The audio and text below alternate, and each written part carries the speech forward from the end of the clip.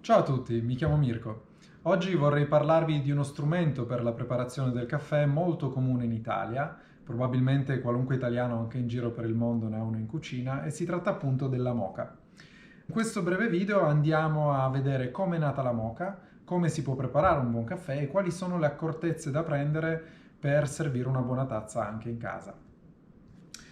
La moka è stata inventata nel 1933 da Alfonso Bialetti in Italia, il quale prese spunto dalle lavatrici del tempo. Avevano un funzionamento molto simile a quello che ha la moka.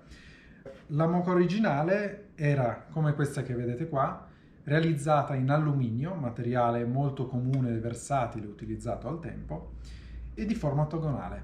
Tutt'oggi questa è ancora molto presente nel mercato e al tempo, oltre a cambiare il modo di consumo del caffè, cambiò leggermente anche il tessuto sociale, perché in quegli anni il caffè veniva principalmente consumato al bar, grazie appunto all'invenzione della macchina espresso, avvenuta qualche decennio prima, e con l'introduzione della moka è stato possibile preparare un buon caffè anche in casa, quindi le persone si abituarono a consumare il caffè anche in casa.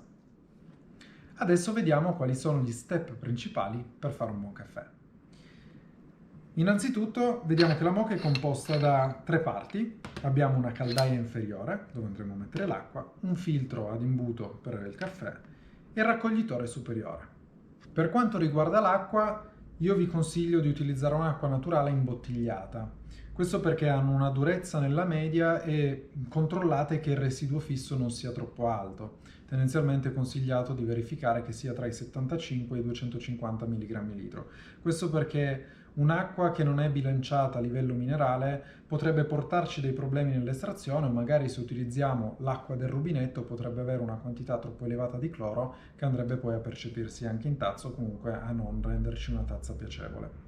Adesso andiamo a riempire la caldaia con l'acqua. Tendenzialmente a casa viene utilizzata l'acqua fredda, che va benissimo, però spesso questo metodo di estrazione porta una nota amara un po' troppo elevata. Per evitare questo possiamo andare a utilizzare dell'acqua preriscaldata. Se avete un bollitore è molto semplice, preriscaldate la vostra acqua e andate a riempire la caldaia.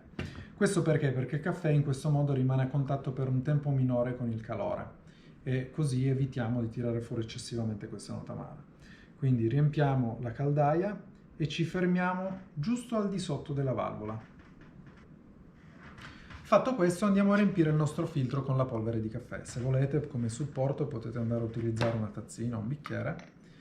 Prendete il vostro caffè, quello che più vi piace, ovviamente se preferite dei caffè un po' più aromatici, un po' più leggeri, andrete su un caffè con una miscela con dell'arabica. Se preferite un caffè un po' più forte, allora potete prendere un caffè che ha della robusta all'interno, porterà dei sentori un po' più cioccolatati, un po' più speziati, un po' più forti. Prendiamo un cucchiaino e riempiamo il nostro filtro. In questo caso il filtro ovviamente è adatto alle dimensioni della caffettiera e conterrà all'incirca 6-7 grammi di caffè per tazza. Il caffè da utilizzare, un'altra cosa importante in questo caso, è la macinatura, che ha una macinatura medio-fine. Riempiamo il filtro fino al bordo. Fatto ciò, non lo pressiamo, ma semplicemente, se vogliamo, per rendere il pannello di caffè più uniforme, potremmo andarlo a sbattere leggermente sul tavolo, senza esagerare, e lo metteremo nella nostra caldaia. Non lo pressiamo perché altrimenti creeremo un pannello troppo compatto che andrebbe a rallentare l'estrazione e tirare fuori quegli aromi di bruciato che non ci piacciono. Prendiamo un tovagliolo, perché in questo caso la nostra caldaia, nel mio caso, ha dell'acqua calda, quindi non voglio bruciarmi, e andrò ad avvitarci il raccoglitore superiore. Fatto questo, possiamo mettere la nostra moka sulla piastra e andiamo a dargli un fuoco medio-basso. Questo perché vogliamo che l'estrazione avvenga lentamente e l'acqua abbia il tempo di estrarre tutti gli aromi e fare una buona tazza bilanciata ed equilibrata. Un altro consiglio che posso darvi durante l'estrazione, quando mettete la moka sul fuoco, è di aprire leggermente il coperchio. Questo perché in questo modo evitiamo che si crei condensa al di sotto del coperchio e vada ad annacquare leggermente il nostro caffè. In questo momento cosa sta avvenendo? L'acqua che abbiamo nella caldaia si sta espandendo, il vapore cercherà più spazio e spingerà l'acqua attraverso il nostro pannello di caffè nel raccoglitore superiore. Tendenzialmente per ottenere un'estrazione ben fatta ci va dai 3 ai 5 minuti.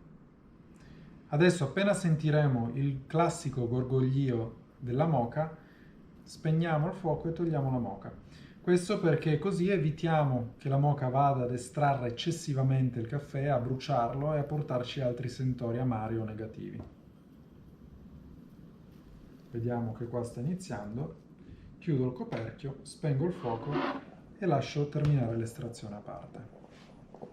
A questo punto, prima di servire la moka, cosa fondamentale è di andare a girarla. Quindi prendiamo un cucchiaino e andiamo a dargli una bella girata al contenuto. Questo perché la prima parte dell'estrazione tendenzialmente è un po' più intenso, ha degli aromi un po' più forti perché la prima parte è estratta. L'ultima parte è un po' più leggera.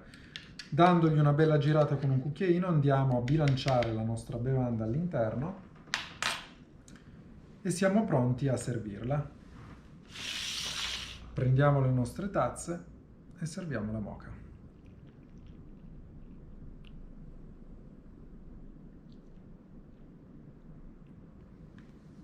Ed ecco che abbiamo le nostre tazze di caffè.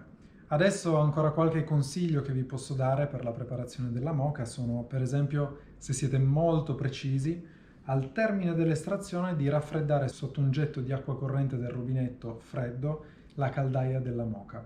In questo modo voi stopperete l'estrazione e evitate quei sentori amari che magari non piacciono tanto. Un'altra cosa fondamentale è la pulizia. La moka va sempre tenuta pulita e va lavata solamente con dell'acqua. Non va utilizzato un altro detergente, non va messa in lavastoviglie perché si potrebbe rovinare il metallo e in questo modo evitiamo anche di magari portare dei sentori negativi sulle successive estrazioni.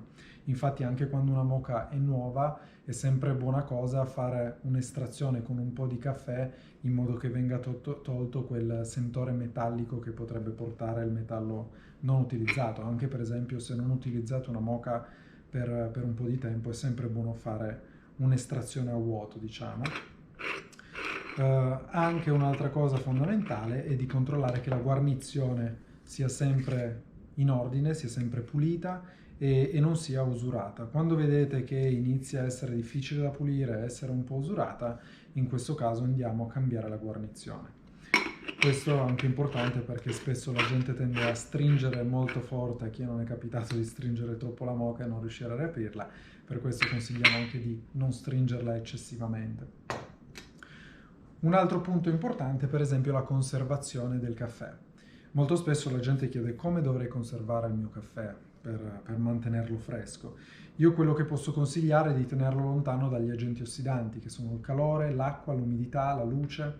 Quindi una buona soluzione può essere un contenitore ermetico, non trasparente, così non entra la luce, e di posizionarlo in un posto fresco della dispensa, quindi lontano dal forno, dal frigorifero.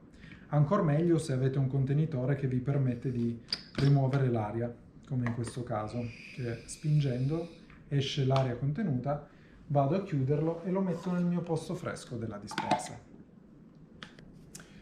La tazza che otteniamo con questo tipo di estrazione è una tazza bilanciata, rotonda, con una buona corposità, non tanto quanto l'espresso, ma sicuramente più corposa di un caffè filtro, e le caratteristiche aromatiche sono quelle tipiche del caffè che avete acquistato, che vi piace a voi. Per esempio, se abbiamo il caffè con l'arabica sarà un po' più floreale, fruttata e un po' più delicata, mentre se abbiamo del caffè o con una miscela fatta con molta robusta potremo avere quegli aromi più cioccolatati o più speziati e con un po' più di corpo e di amarezza.